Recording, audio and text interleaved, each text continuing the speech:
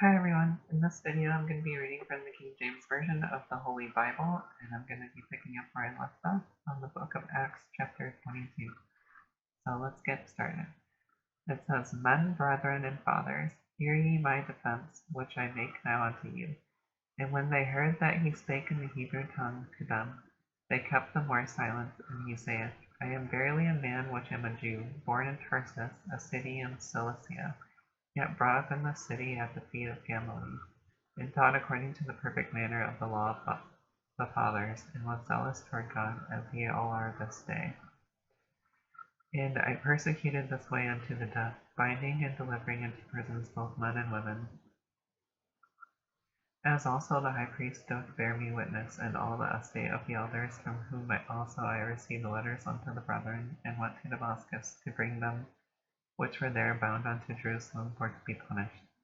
And it came to pass that as I made my journey, and was come nigh unto Damascus about noon, suddenly there shone from heaven a great light round about me. And I fell to the ground, and heard a voice saying unto me, Saul, Saul, why persecutest thou me? And so Paul is telling his story about how he became a follower of Jesus Christ, because he used to persecute Christians and put people in prison for believing in Jesus Christ. And this is how he became a disciple of Christ. And I answered, Who art thou, Lord? And he said unto me, I am Jesus of Nazareth, whom thou persecutest. And they that were with me saw indeed the light, and were afraid, but they heard not the voice of him that spake to me. And I said, What shall I do, Lord? And the Lord said unto me, Arise, and go into Damascus, and there it shall be told thee of all things which are appointed for thee to do. And when I could not see for the glory of that light, being led by the hand of them that were with me, I came into Damascus. So he was blind after this happened to him. After he saw Jesus in the light, he was blind. And one Ananias, a devout man according to the law, having a good report of all the Jews which dwelt there, came unto me and stood and said unto me, Brother Saul, receive thy sight. In the same hour I looked up upon him, and he said, The God of our fathers hath chosen thee, that thou shouldest know his will, and see that just one, and shouldest hear the voice of his mouth. For thou shalt be his witness unto all men of what thou hast seen and heard. And now why tarriest thou? Arise and be baptized, and wash away thy sins, calling on the name of the Lord. And it came to pass that when I was come again to Jerusalem, even while I prayed in the temple, I was in a trance, and saw him saying unto me, Make haste, and get thee quickly out of Jerusalem, for they will not receive thy testimony concerning me. And I said, Lord, they know that I am imprisoned and beat in every synagogue them that believe on thee. And when the blood of thy martyr Stephen was shed, I also was standing by and consenting unto his death, and kept the raiment of them that slew him. And he said unto me, Depart, for I will send thee far hence unto the Gentiles. And so Jesus is talking directly to Paul at this point. And they gave him audience unto this word, and then lifted up their voices and said, Away with such a fellow from the earth, for it is not fit that he should live. And as they cried out and cast off their clothes and threw dust into the air, the chief captain commanded him to be brought into the castle, and bade that he should be examined by scourging, that he might know wherefore they cried so against him. And as they bound him with thongs, Paul said unto the centurion that stood by, Is it lawful for you to scourge a man that is a Roman, and uncondemned? When the centurion heard that, he went and told the chief captain, saying, Take heed what thou doest, for this man is a Roman. Then the chief captain came and said unto him, Tell me, art thou a Roman? He said, Yea.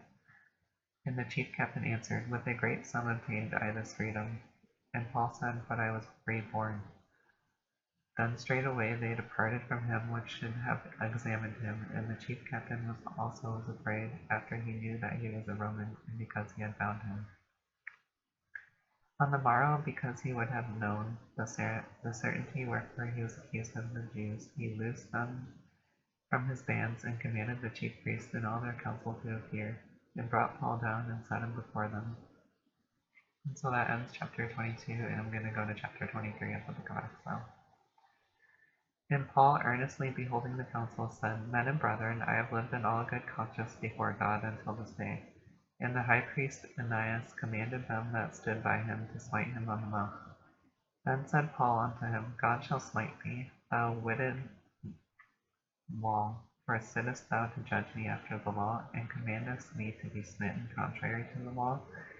And they that stood by said, Revilest thou God's high priest? Then said Paul, I wist not, brethren, that he was the high priest, for it is written, Thou shalt not speak evil of the ruler of thy people.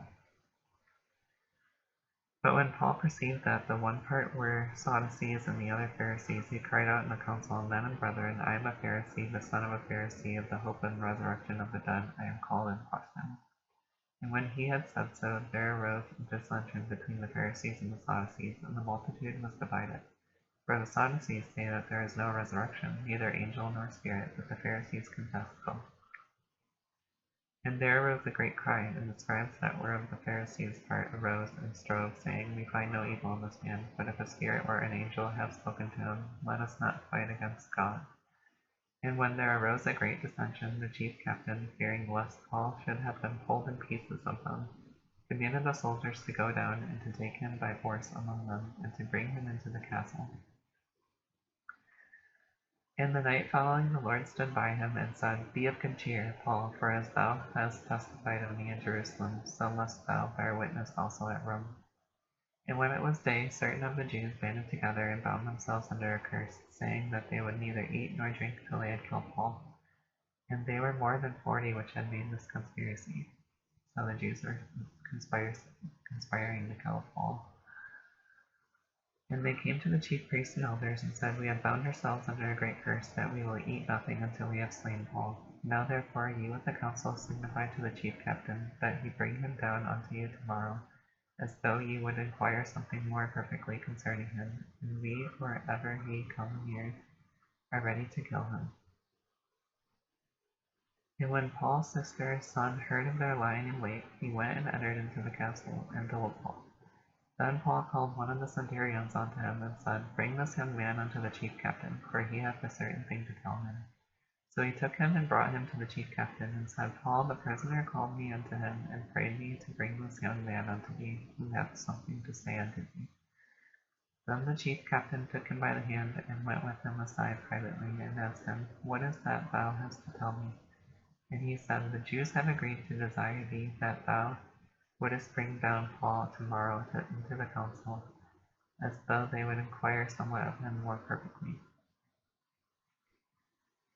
But do not thou yield unto them, for there lie in wait for him of them more than 40 men, which have bound themselves with an oath, that they will neither eat nor drink till they have killed him. And now are they ready, looking for a promise from thee. So the chief captain then let the young man depart, and charged him, See thou tell no man that thou hast showed these things to me. And he called unto him 2 centurions, saying, Make ready 200 soldiers to go to Caesarea, and horsemen 80, and spearmen 200 at the 3rd hour of the night, and provide them beasts, that they may set Paul on, and bring him safe unto Felix the governor. And he wrote a letter after this manner. Claudius Lysias unto the most excellent governor Felix sendeth greeting.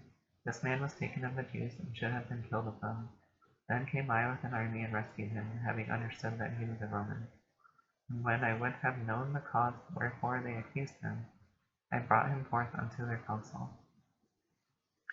whom I perceived to be accused of questions of their law, but to have nothing laid to his charge worthy of death or of bonds. And when it was told me how that the Jews laid in wait for the man, I sent straightway to thee, and gave commandment to his accusers also to say before thee what they had against him. Farewell. Then the soldiers, as it was commanded them, took Paul and brought him by night to Antipatris. On the morrow they left the horsemen to go with him, and returned to the castle, who, when they came to Caesarea, delivered the epistle to the governor, presented Paul also before him. And when the governor had read the letter, he asked of what province he was, and when he understood that he was of Cilicia, I will hear thee, said he, when thine accusers are also found. And he commanded him to be kept in Herod's judgment hall. So although Paul was saved from being murdered by a group of Jewish elders, he was still in prison and awaiting judgment based off of what the Jews that were conspiring to kill him had to say.